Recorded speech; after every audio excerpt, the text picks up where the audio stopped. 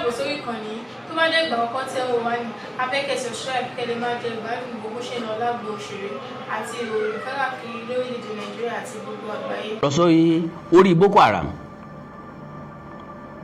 then káwá tú àṣírí oníláṣẹ oníláṣọ o mo ti sọ láti bí ìjẹta àṣírí àwọn tó mú bandits wọlé. All right. Boko Haram was formally founded in 2002 by cleric Muhammad Yusuf in Maiduguri, Nigeria. 2002 ló ti bẹ̀rẹ̀. Mission wọn ni mo sọ yẹn. Ajagun ẹ̀sìn làwọn, jihad ni wọ́n fẹ́ ṣe. Mission wọn yàtọ̀. Jihad wọn yẹn wọ́n fẹ́ bẹ̀rẹ̀ láti north, wọ́n fẹ́ jáde gbèrí òkun, that is wọ́n fẹ́ overrun south west south east kí wọ́n wá gbàdékò. wọ́n ní mission irú àwọn mission bẹ́ẹ̀ yẹn máa ń ní backing láti ilẹ̀ òkèèrè, wọ́n máa ń ní backing lọ́dọ̀ àwọn ọlọ́lá olówó lókè ọya táwọn náà gbẹ̀sìn lágbàsódì tọ́jẹ́ pé ìsìn ọ̀kọ́kú ni wọ́n kò sí nǹkan tí wọ́n ò lè ṣe lórí ọ̀rọ̀ ẹ̀sìn láti jẹ́ kí gbogbo ayé ó di ẹlẹ́sìn kan. ṣé gbàgbé pé àwọn ààrẹ kan lórílẹ̀‐èdè yìí fẹ́yìn tí ẹ bá jẹ́ ẹ̀yin bàbá wa ẹ̀tẹ̀yin mọ̀mọ́ wa ẹ̀yin tẹ́ jẹ́ gbọ́n wa ẹ mọ̀ pé àwọn ààrẹ kan lórílẹ̀‐èdè yìí ti gbìyànjú láti sọ Nàìjíríà di ẹlẹ́sìn kan.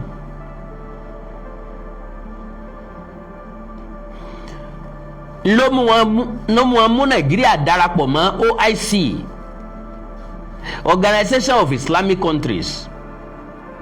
nígbà náà wọ́n fẹ́ yí Nàìjíríà sí ẹlẹ́sìn kan,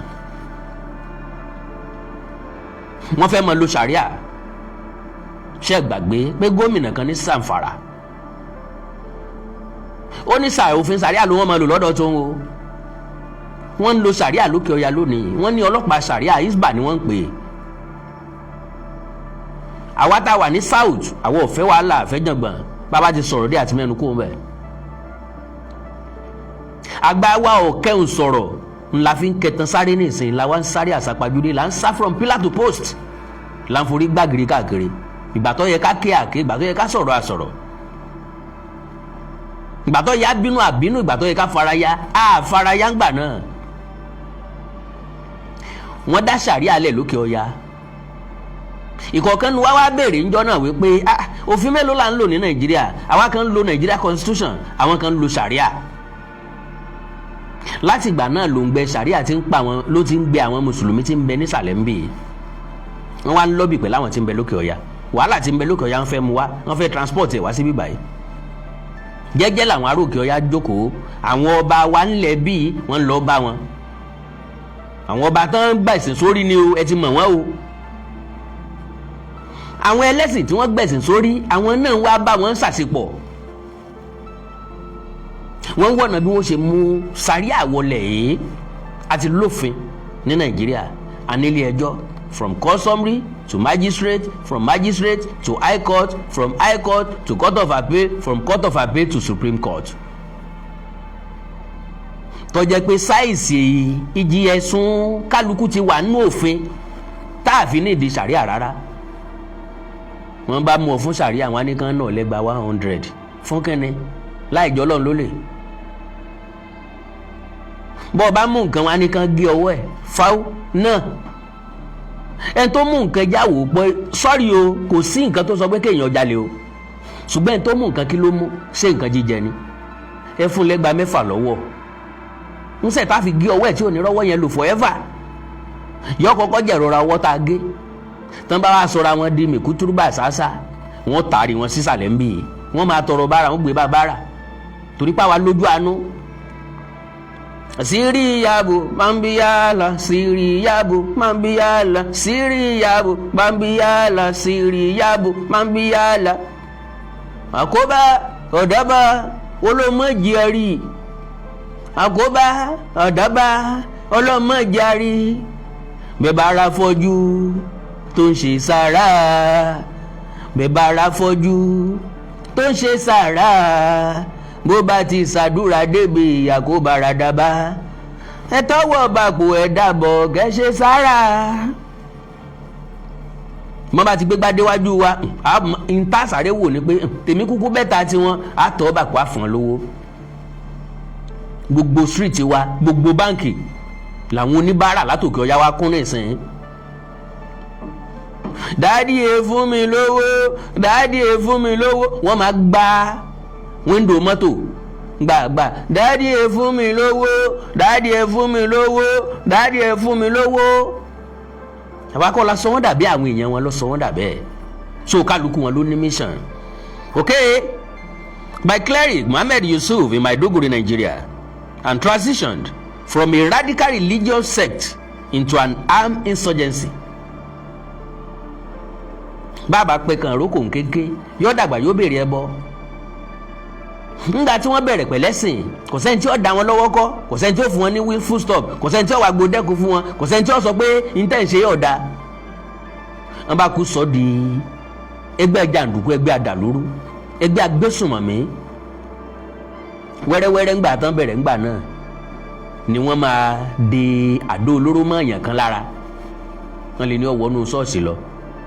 Ńgbọ́ bá débẹ̀ wọ́n àdó olóró dùn mọ́ lára gbà torí wọ́n rí àwọn akẹgbẹ́ wọn tí wọ́n ń wọrú ẹ̀ wọnú ọkọ̀ bàálù tí wọ́n fi máwọn tí ń bẹ nínú bàálù nígbèkùn àti bẹ́ẹ̀ bẹ́ẹ̀ lọ náà fi sọ́dà bẹ́ẹ̀. Alright, an armed insurgency in July 2009 láti 2002 sí 2009 ẹnìkan kò stop wọn, no problem. The mission, the group's official name, Jama'atu al-Sunnah Lidawati wal Jihad, translate to people committed to the propagation of the Prophet's teachings and jihad.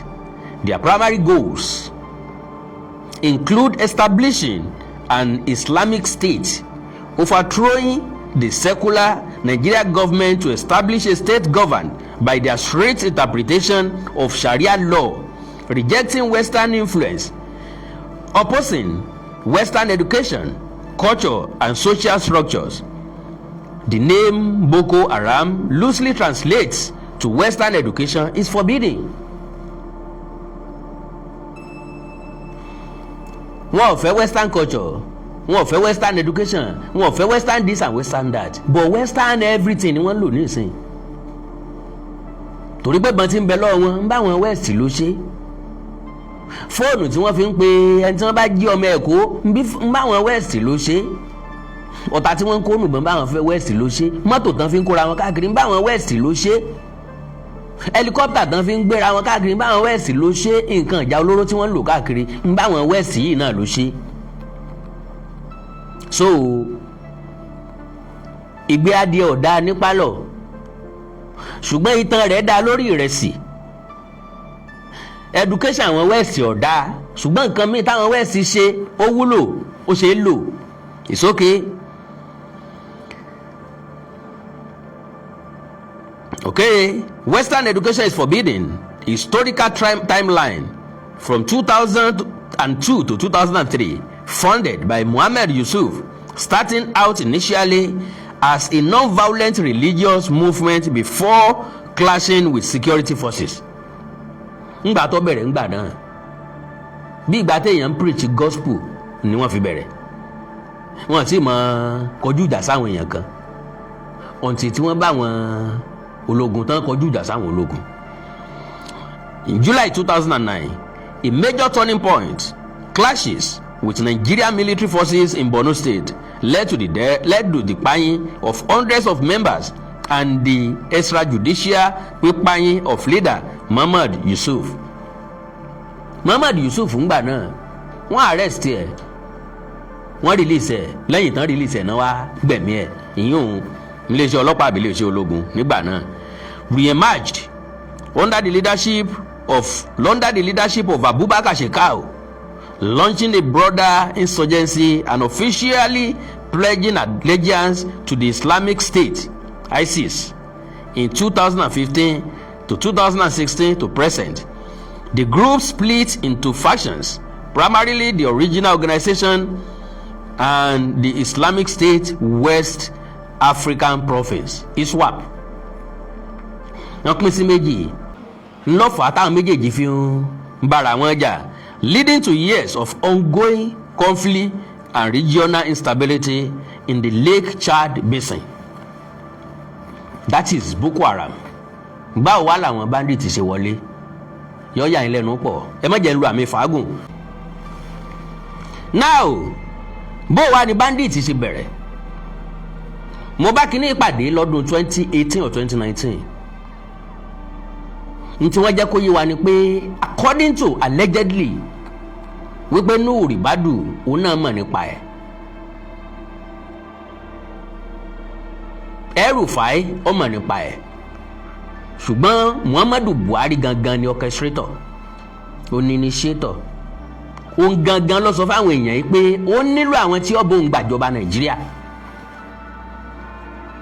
pẹ̀lú jàǹdùkú. Tẹ́ bá rántí ńgbà tájagun fẹ̀yìntì Muhammadu Buhari tó kọ́kọ́ lose election gbàm, òkú tó sùn ọmọ níwọ̀nba, ọdún náà ni wọ́n pa àwọn kọ́pà, ọmọ gbọ̀ngàn wà náà kọ́pà tán pa tán gbókù wọn wálé ńgbà náà. Ṣé ẹ ti rántí? Wọ́n dáná sun mọ́tò, wọ́n bá rí mọ́tò ọlọ́pàá wọ́n dáná sun, wọ́n bá rí police station wọ́n dáná sun, anything tó bá rọ̀ mọ́ security forces ni wọ́n ń kọjú ìbọn sí tán bá jàǹgbà náà.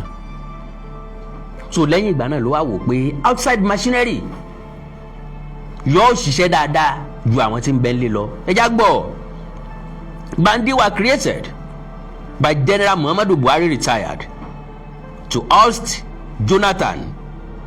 It all started in April 2014. Ẹ dẹ̀ wá rí i pé ó jọra. Eégún àtiró wọlé, èèyàn àtiró jáde. Ẹ rí i pé kò sásà dànù ń bẹ̀, ṣùgbọ́n ká pè ní allegedly torí orúkọ àwọn tó wà ń bẹ̀. Now, it all started in April 2014 when Muhammadu Buhari assembled his ardent supporters, promoters and strategists to determine how to remove President Goodluck Jonathan. Prominent amongst them were El-Rufai, Gen Dambazo retired, pẹ̀lú àwọn kan. Ẹ ṣáà ti gbọ́ pé Buhari ò ní interest nínú òṣèlú. Àwọn Bala Muhammed ni wọ́n lọ pé, ni wọ́n lọ persuade ẹ̀, ni wọ́n lọ bẹ́ẹ̀, ìwọ nìkan la lè lò, ìwọ ló tó ṣẹ́yìí ṣe. Torí pé ńjọ́ ogun bá lè là á níra alágídí ọmọ, everybody ló dá alágídí ọmọ mọ̀. Gbogbo ẹ̀yin tẹ́ ń wò mí nísìnyí, ẹ mọ páàtì tẹ́ ti mọ̀ pé Awíkóńkó ni. Wọ́n á sọ̀rọ̀ jàngbọ̀n pé ẹnìkan kò ní tìjú ẹnìkan àbí kò bẹ̀rù ẹnìkan, wọ́n ní Awíkóńkó ni ẹ sọ fún. Awíkóńkó ni ẹ sọ fún. So now a decision was reached to consult Miyetti Allah Cattle Breeders Association for assistance to boot Jonathan Goodluck out of office. Èmi àtẹ̀yìn mọ̀ dáadáa pé ariwo Miyetti Allah ló gbalẹ̀ gbàlúgbalẹ̀ tẹ́lẹ̀tẹ́lẹ̀. Kí ló máa riwo wọn rọlẹ̀ nígbà tí wọ́n arrest olórí wọn tí wọ́n sọ sẹ́wọ̀n. Ṣé ẹ gbàgbé àwọn Miyetti Allah béèrè $1 billion lọ́wọ́ Buhari ńgbà náà. He settled them with 500 million naira. Ṣé ẹ gbàgbé ẹ fi mọ̀ wípé ó ṣe wẹ́kú àti ló tẹsẹ̀ bọ́ kọ̀ǹkọ̀ sọ. Ó ṣe wẹ́kú bíi mẹ́ẹ̀lì ọdẹ òmu, mẹ́ẹ̀lì kẹfà parí sí olóyè kẹfà. So wọ́n gbé alága Miyetti Allah was engaged to bring in foreign machineries. Torí pé àwọn tí wọ́n ń daran ni wọ́n lè dá ẹran láti ìlú kan yọ sí ìlú kan. Àwọn náà ń daran láti Nàìjíríà lọ sí Niger, daran láti Niger wọ Nàìjíríà, daran láti Nàìjíríà wọ Chad, daran láti Chad wọ Nàìjíríà. Bó ìrìn àjò sọ́hún Ògbómọ̀ṣọ́ nínú ìtàn tá a kà ń jò ní ṣe bí ọdẹ ni. Ṣé bọ́n àtàwọn ọdẹ ẹgbẹ́ tí wọ́n jọ pàdé ara wọn ni wọ́n jọ mọ́ra wọn náà jọ wá kíra wọn kó tó di pé ó dúró sọ́dọ̀ Oníkòyí ńgbà náà. Gẹ́gẹ́ bẹ́ẹ̀ náà nìrìn àjò yìí náà ó lè ní mẹ́sẹ̀ ó lè tọ̀ lórí àpáta. Àwọn ti Nàìjíríà ni ó fi wẹ́lọ̀ lọ́dọ̀ àwọn ti Chad. Àwọn ti Chad ni ó bá wọn sọ pé àwọn ará Mali ń wá sọ́dọ̀ wa, àbá ń pè wọ́n, àbá ń bá wọn sọ̀rọ̀. Wọ́n negotiate pẹ̀lú wọn, wọ́n sọ iye tí wọ́n mọ̀ gbà lóṣooṣù fún wọn. Àwọn ò dẹ̀ ríru owó bẹ́ẹ̀ rí. Là ń sọ fún ìyàwó àtọmọ pé àwọn ń lọ jagun, àwọn máa fowó ránṣẹ́ sí ẹ̀yin ẹ sáà máa jẹ kẹ́ ẹ máa mú kẹ́ ẹ máa yìnbọn dì. ìgbà tá a bá fi dé àdè tẹrùtẹrù ni abuké wọ̀lú tẹrùtẹrù àdè towótowó ńlá wọ́n ti calculate. Jonathan tán wá torí ẹ̀ padìẹ tán fẹ́ fo torí ẹ̀ fagbọ́n òun ò dúró kò jẹ́ kán ka rìsọ́ọ̀tì tán tó yẹ congratulate Buhari ó ti mọ tí ń bẹ́ ńlẹ̀. Bàbá ní aṣagídí nìsín ìṣẹ́jú mélòó gbogbo agbára ń bẹ lọ́wọ́ president ń bẹ lórí àlééfà ó lè sọ pé àwọn council bò INEC ó jáde nìsín pé mọ̀gòmọ́gò wà lórí election yẹn mọ̀gòmọ́gò wà lórí àwọn tó dìbò so a council ẹ̀ á kéde àsìkò àtúndì dìbò kò sẹ́ni tí ó ṣe nǹkan kan. wọ́n pa àwọn sọ́jà ta nìsín ẹ̀ ń bá dún péńké wọn á ní ẹgbẹ́. So, consequently, the national chairman of Miyetti Allah was engaged to bring in foreign mercenaries. Within a month, 2,000 Fulani fighters were brought in from Mali, Senegal, Niger Republic, Chad, Libya, to name but a few. But it's kaakiri no. Further 4,000 fighters were stationed in Niger and Chad on standby. Wọ́n kó 3,000 wọlé. Wọ́n rẹ̀ kí àwọn 4,000 sí ẹ̀yìn odi. Ẹ̀yẹ dúró ẹ máa wo bí nǹkan ṣe ń lọ o. So tágbára àwọn ilé ọ̀bá ká ẹ̀yẹ wọlé nígbà báyìí. Wọ́n ti múra lẹ̀, wọ́n ti dira lẹ̀. Bá a ṣe ń yọ́ sólà ń yọ́ gbọ́ gbogbo ẹ̀ ní Jonathan gbọ́ àtàwọn tí ń bẹ ń jọba. Àwa gan ti mọ̀ pé wàhálà ó ṣẹlẹ̀. Òkú ó sùn sọ wá yẹ kó kò ó sùn torí pé èèyàn ó dìbò ìbí ọdún mẹ́jọ náà ló ti ṣe tó ti lọ yìí. Káná fàjàgbọ́n gbà yẹn ká ní Goodluck gbéjọba lẹ̀ wọ́ọ́rọ́wọ́ bí wọ́n ṣe máa jà nìyẹn tí wọ́n fi ba gbogbo ẹ̀ jẹ́. So 4,000 bẹ lẹ́yìn odi ní Chad wọ́n mẹ̀lẹ́ ń bẹ̀ síbẹ̀ wọ́n pẹ̀pìn wọ́n kàn ń jẹun lásán. Buhari gangan ò lówó lọ́wọ́ tó pọ̀ o àwọn ilé ní kúwọ̀ ẹran Àjàyí àwọn àyànmọ́pin ẹran Olúgbòde wọ̀nyí lọ dáwùjọ wọ́n sá mọ̀ pé tí Buhari bá ti wọlé àwọn gbowó àwọn padà. So 4,000 fighters were stationed in Niger and Chad on standby on arrival. They were assembled in Kaduna under the sponsorship of El-Rufai, allegedly under the sponsorship of El-Rufai, and were addressed by various northern leaders, including the Sultan of Soko, General Muhammadu Atokore, etc. Nígbà tí wọ́n dé Kaduna ṣé gbàgbé pé mission wọn initially nígbà torí pé OPC wọ́n láwọn fẹ́ lé emir kúrò nílọrin wọ́n fẹ́ fọba Yorùbá jẹ ya ilẹ̀ Yorùbá nílọrin a fẹ́ gbà lọrin padà ní mission tí wọ́n fi lọ mú Buhari wá. Wọ́n ti wá wò wípé àwọn ọmọ táwọn nílé ò ní lè ṣiṣẹ́ yẹn àwọn alágbára tí ń bẹ lẹ́yìn odi táwọn sanwó fún ni káwọn lọ gbé wá àwọn èsì ọ̀kọ́ kú tó jẹ́ pé ìjà náà wá jà tí wọn àwọn ò ní fámìlì wọn ò dẹ̀ mọ̀ yẹn kankan. Gbogbo àwọn tó jágbàgbà ńlẹ̀ lókè ọ̀yà lọ́hùn wọ́n address àwọn people yẹn because nígbà tí àwọn people yìí fẹ́ bẹ̀rẹ̀ sí ní jà èmi àtẹ̀yìn mọ̀ wípé El-Rufai ni wọ́n kọ́kọ́ kọjú ìjà sí.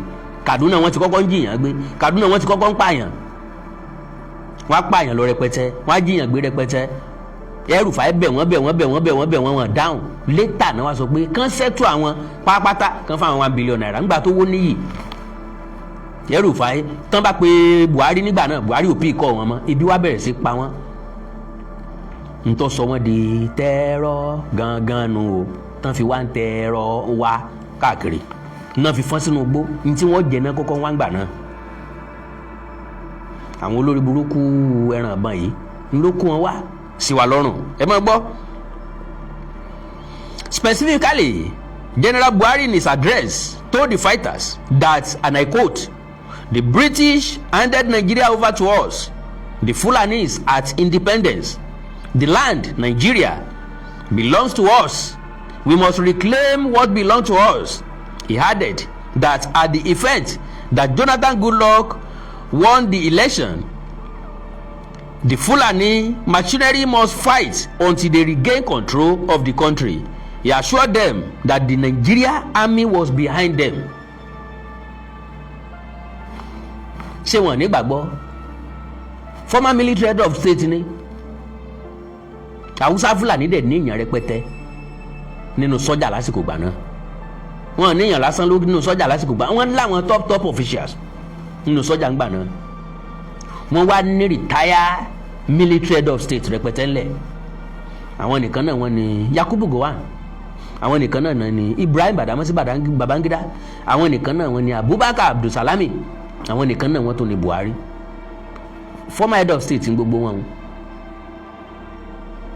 So gbogbo àwọn tí mo kà á lẹ̀ ni wọ́n ní loyalist nínú iṣẹ́ sọ́jà quote me anywhere gbogbo wọn ní loyalist tí wọ́n lè pè pé bá a ti fẹ́ ṣe nǹkan lélẹ̀ tí wọ́n dẹ̀ sí bọ́n ṣe fẹ́ sọ pé kàn ṣe tàbí bọ́n ṣe fẹ́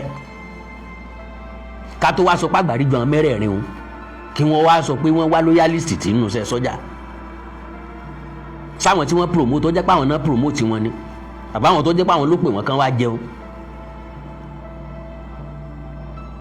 wọ́n gbọ́ràn sí wọn lẹ́nu fa so ó ti sọ fún wọn wípé iléeṣẹ́ ológun ń bẹ lẹ́yìn wọn reality dẹ̀ ni ṣé iléeṣẹ́ ológun sáwọn iléeṣẹ́ ológun gbọ́ràn sí Jonathan lẹ́nu gbà yẹn èmi àtẹ̀yìn lè testify ẹ̀yin gẹ̀ testify sí tó bá jẹ́rọ̀ mọ́pa àjọ wà láyé àdèmọ́ tí ń lọ ṣé wọ́n gbọ́ràn sí Jonathan lẹ́nu tìbí wọ́n kàn gbowó Jonathan wọ́n kàn ń ṣe tiwọn ni tìbí lára ẹ̀ ní pé kàn ra nǹkan ìjà ogun $2.6 billion àbí 2. Kini tó rà ń gbé $2.9 billion àbí nǹkan tí wọ́n pín láàrin ara wọn kí n good luck ṣe fún wọn èyí tó bá jẹ́ Bọ́lá Tinubu ni kò ní arrest gbogbo wọn ní wá jẹ́jọ́. So the mercenaries received initial training from the commandant of the Nigeria Defence Academy (NDA) and were sent to 6 camps in Ekiti State, Benue State, Katsina State, Kaduna State, Zamfara State and Borno State. Reality ló gbọ́ wọn bí wọ́n ṣe pín wọn káàkiri ńgbà náà nù helicopter wọn fi ń gbóúnjẹ wọn wá oúnjẹ tí wọ́n jẹ wọ́n tọ́jú wọn sí camp àwọn sọ́jà ní train wọn kó wá sọ pé àwọn kan kọ́ ló ní Nàìjíríà. In the camps, brand new pickup trucks, generators, etc. were provided for them.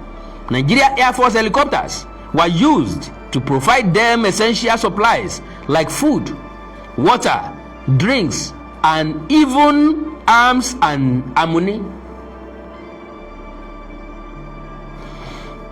Evidently, Jonathan Goodluck lost the election in 2015 through a well-orchestrated election organized by INEC under a Fulani chairman. Tán bá dé president wo ló gbọ́n jù ń sọ pé Jonathan, tán bá sọ pé president wo ló gọ̀ jù ń pè Jonathan. Jonathan lẹ́yìn tí ń bẹ nílé ìjọba tí wọ́n introduce èèyàn sí pé kó fi ṣe INEC chairman tó ń gángan ọ̀dẹ̀ tó ń tọ̀ mọ̀ tí ò rírí tó dé accept. Wọ́n ti parí iṣẹ́ ní Jẹ̀gá bá jẹ̀gá ẹ̀ Jẹ̀gá jẹ́ àga Jonathan dànù wọ́n ráàyè ṣe dáadáa. Okay, election organized by INEC under a Fulani chairman, Professor Jega. General Buhari, retired, was sworn in as the president. This saw the emergence of a Fulani president through a dodgy election, hence the planned violent war was averted. Gbogbo tí wọ́n ti múra lẹ̀ pé àwọn ọjà àwọn sọgbódìlẹ̀ àwọn sọgbẹ́dìgbòrò àwọn fàjàngbọ̀n ìjàngbọ̀n wá ṣe é fà mọ́ because ẹni tí wọ́n rò pé yọ jà kọjá ó gbé ilẹ̀ wọ́ọ́rọ́wọ́ ó accept defeat ó congratulate winner. Ìjà wo lẹ tún fẹ́ jà ńgbà tẹ́ ẹ gbáyàn lójú tó tún dọ̀bálẹ̀ ó só pa mí mọ́ pọ́nnu lá ó bojú ẹ̀yìn mo fi dọ̀bálẹ̀ ge ó wá tún yẹ gbá sọ fẹ́ nà mí ni ó tó bẹ́ẹ̀ sọ pa mí ni ẹ lé ó lé ní ẹmu ó lé ní wọ́n dẹ̀ dì í mú pàpà kókó ńdó dídà ẹgbàá lọ́wọ́ ẹ̀ ẹni òfìlẹ̀ ọ̀yá eré tètè alẹ́lẹ́ wọ́n dẹ̀ tó ń sá lọ ẹ bá tún gbá tẹ̀lé lẹ́yìn ṣé ẹ fẹ́ pa ni. ẹ ti ní ó ju ìjọba lẹ̀ ó ti jù ú lẹ̀ fún ìjà kílẹ̀ tó ń bá jà kò ṣeé jà mọ́ wàhálà bá dé. Buhari ìkúnlẹ̀ tí òun dórí àga kọ̀wé ẹ̀yìn wò mọ́ bọ́ bá jẹ́ ntọ́ gbọ́n ni àwọn tó kó wá pé tó ẹ ti rẹ́nu lè rẹ́nu ọkọ o ń ta ọ̀rọ̀ tá a rò pé yóò wọ́n bóró ó ti pọ̀n mérukọ́ ń ta ti rò pé yóò le easily ni so kò sí nǹkan kan méjì pé kẹ́ máa padà síbi tẹ́ ẹ ti wá lọ.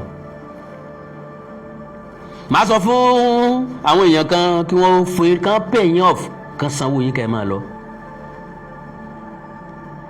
ṣùgbọ́n torí wípé àkọ́ àpò làákọ́wó ni wọ́n fi ṣe wọn ò wúlò fún mission kan ó yẹ kí wọ́n lè wúlò fún mission míì.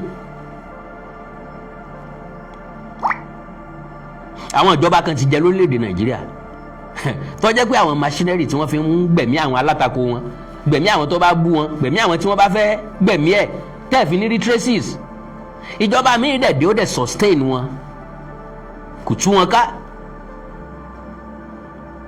That means wọ́n ó lè padà wúlò fóònù náà gẹ́gẹ́ bẹ́ẹ̀ ni ó ra wọn èèyàn lábì yìí Buhari ò rí wọn lò fún yẹn bọ́ wọn fẹ́ jù wọ́n nù wọ́n ní wọ́n jẹ́ wọ́n lé egun ni ẹ jù ú lẹ̀ wọ́n lẹ́ran díẹ̀ wà ń bẹ̀. ó ń dẹ̀ ní kò mọ bí wọ́n ṣe fẹ́ tọ́jú wọn kò mọ bá a ṣe tọ́jú èèyàn kì í ṣe nature ẹ̀ wọ́n fa àwọn eléyìí lẹ́nu ibi. So contrary to expectation the machineries in the various camps were abandoned wọ́n abandon wọn wọ́n kàn sí wọn mọ́ ebi sì rèé kò mọ̀ pé ó kàn ò sí ń lé bójúmọ́ bá ti mú ibi á máa pa ni òsàbí ọ̀fun òsì jojúmọ́ ni ó béèrè ẹbọ ẹ̀ńtẹ́ kó sí káàmpù kì í ṣe pé gbọ́jà sí wọn wájú kan máa tà wọ́n jẹun. were abandoned no more food and essential supplies. The relationship between Miyetti Allah, El-Rufai, now a state governor, and Dambazo broke down. Nígbà tí wọ́n ń pè lókè ní Rufai ò tí ì di gómìnà ṣùgbọ́n nígbà tí Buhari ti wọlé òun náà ti di gómìnà àti wá rí gómìnà dẹ̀tì àti rí Buhari dogun àwọn eléyìí ò wá wọn hun sẹ́lòmíì mọ́ alága Miyetti Allah ni wọ́n hun sí lọ́rùn pé ẹ̀yin lẹ kó wa wá o ẹ̀yin lẹ invite wa o lẹ́ni wọ́n ó ṣe báyìí fún wa wọ́n ó ṣe báyìí fún wa o ńlá wa lẹ́ta wa stranded sáà ní jẹun agbára Miyetti Allah nìkan wa káàyàn 4,000 láti jẹ àbí 3,000 láti jẹun bí àwọn 4,000 tán fi sí Chad sáwọn náà ò ní jẹun ni that's 7,000 people. ẹ jẹ́ àjọ jókòó wò ó ká sọ pé 100,000 naira wọn láwọn máa fún ọ lóṣooṣù ẹ bá ń ṣí ẹ wo iye tó jẹ́ àbí ká sọ pé 100,000 náà fẹ́ máa fún ọ. So El-Rufai arrogantly declared that they were not needed anymore and they should go back. Exactly bó ṣe ṣẹlẹ̀ nu. Àkíní problem yín gan àṣà lóyún mọ́ ẹ máa lọ síbi tẹ́ ẹ ti wà àwọn eléyìí wá sọ pé lọ síbo nígbà tí sọ fáwọn ìyàwó wa pé dídé tá a bá dé tẹrùtẹrù làbùkẹ́ ọ̀wọ̀lú á wọlé towó ni ká máa lọ bẹ́ẹ̀ lọ́wọ́ òfo láì fún wa ní nǹkan kan ẹ̀ ń ṣeré ni àwàdà lẹ́ ń ṣe o ńdọ́jẹ́ kan kọ́kọ́ fi dán hàn El-Rufai fúnra lára ẹ̀ nínú ìjọba rẹ̀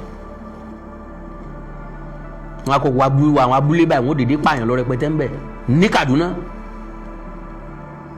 wọn á jiyàn gbé rẹpẹtẹ Rufai ó pe Miyetti Allah pé kọ́pọ̀ ń persuade wọn eléyìí wọn sọ pé persuasion kan ò sí owó ni ẹ kó wá ẹ jẹ́ kóun sẹ́tù wọn kán tètè máa lọ làwọn alákọ̀ọ́rí ọ̀sẹ̀ tù wọn bọ̀rọ̀ okay.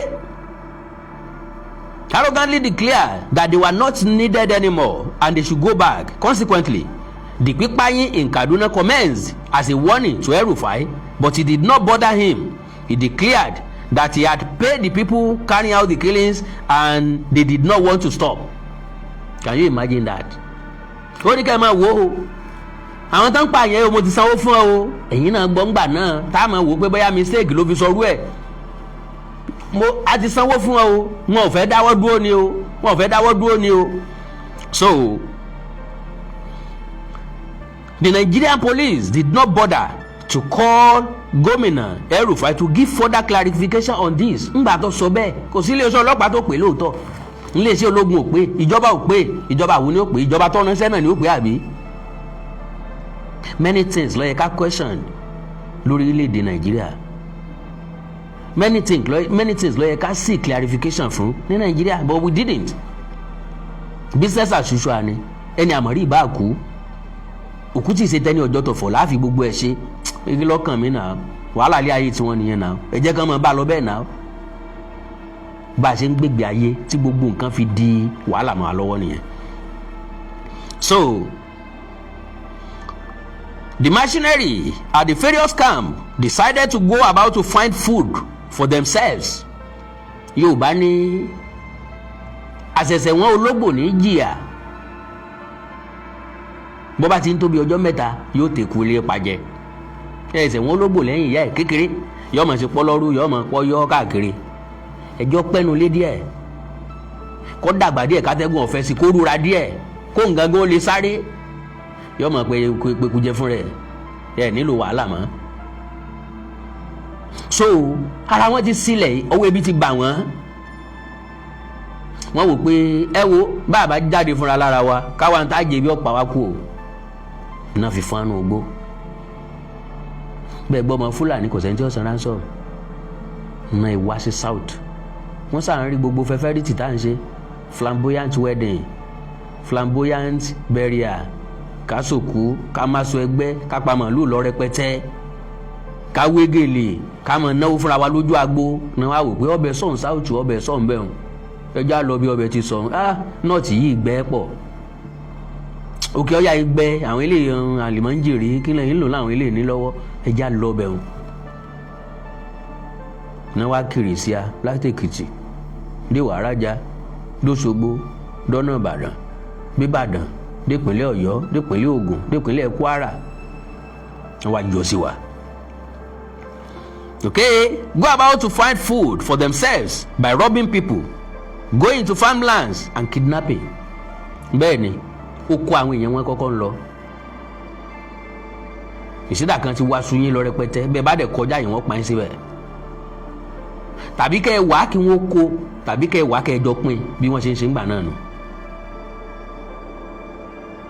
Wọ́n gba nǹkan lọ́wọ́ yín lójúkòrò, nígbà ó jẹ́ pé irin tútù ń bẹ lọ́wọ́ wọn tó sì jójú lówó. Tí ìṣògùn bá ń kì í wọn yìí sì sára bí wọn ò dáyàn kankan mọ̀ ẹni Ṣàngó bá pa àpagbé ni. Ngidi Ṣàngó pa àpagbé mo bẹ̀ yẹn máa fẹ́ kun ajá o bẹ̀ yẹn máa fọ́ kàwé yẹn o. Béèyàn bá fi hàn wá àwọn Fúlàní tilẹ̀ yìí ó ń tọ̀ wọ́n jẹyàn rẹ̀ ń sùn àwọn tilẹ̀ yìí lájọ́ ń dùnàdùnra tá a jọ ń ra wàrà lọ́wọ́ ara wa àwọn eléyìí ọ̀gbọ́ wa ń pa ọ́ wọn ọ̀gbọ́ nǹkan kan ti gé hàn létí lọ Àṣàkẹ́ ti gé hàn létí lọ. So now, robbing people, going into farmlands and kidnapping, Miyetti Allah made several efforts to contact El-Rufai and Dambazo to appeal to them to provide money to return these fighters to where they came from. All efforts proved abortive.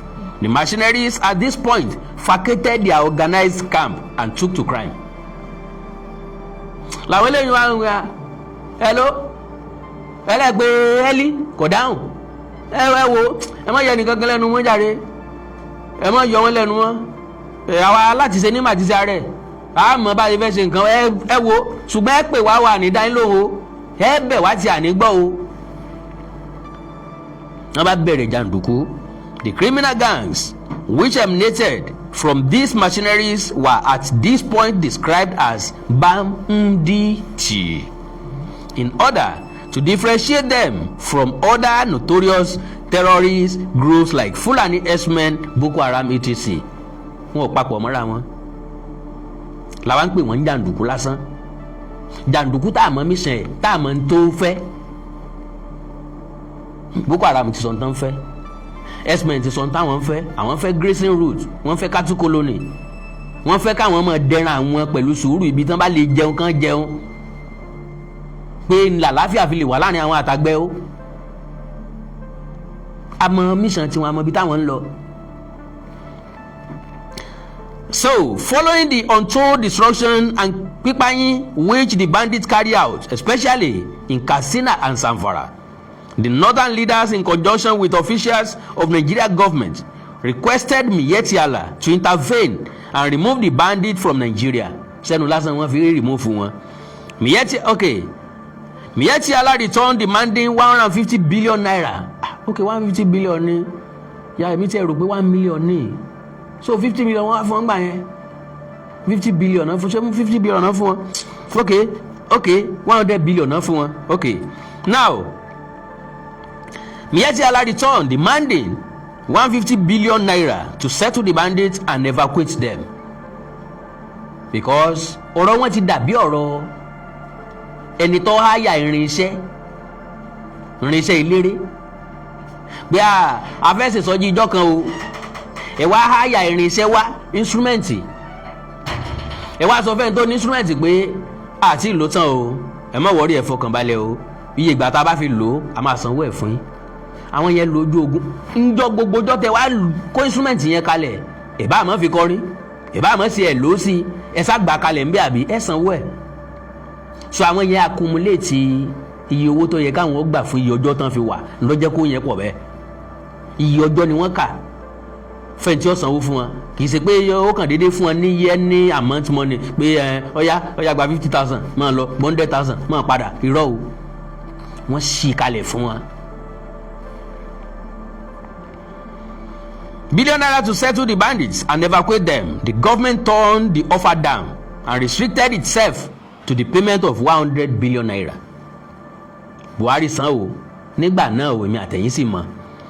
Shamefully, Godwin Emefiele raised 100 billion naira for the settlement as the condition for his reappointment as the central bank governor. Allegedly o.